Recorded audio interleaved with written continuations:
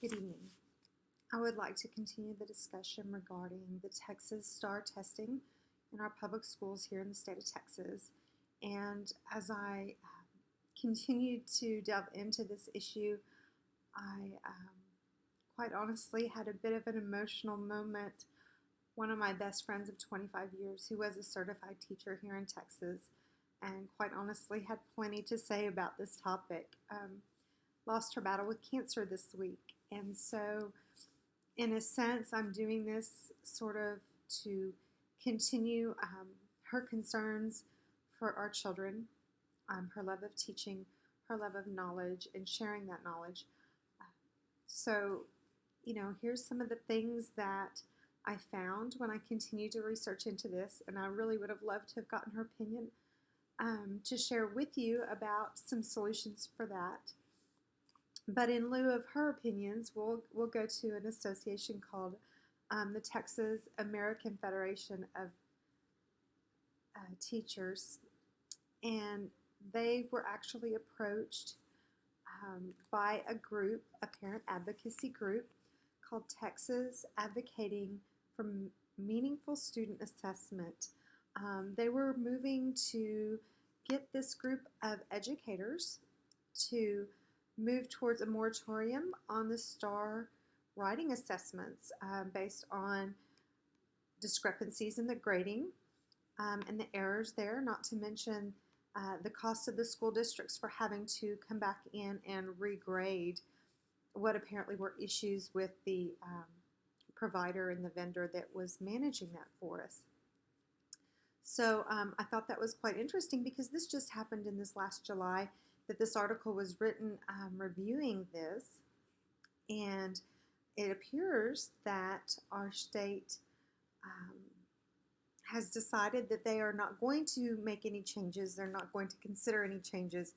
I find that quite interesting because who's being left behind here but our children? I also found an article in the Statesman, which is a news publication. This, of course, was an online version that talked about some of the proposed. They did actually have put together a report for our governor that was actually due and presented on September 1st of this year. So this was just recently, this month. And they talked about some other more long-term solutions, moving to a 100% computerized testing, and the concerns around that, and of course, were more along the lines of they didn't want to show that they were moving towards more testing.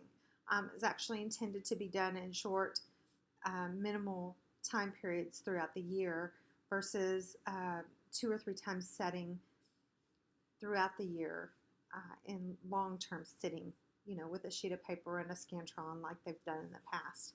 So at this point, they've not confirmed that. They are still looking at other solutions, so that's excellent news, at least from a parent's point of view like mine. It's good to know that that's an issue that's being considered.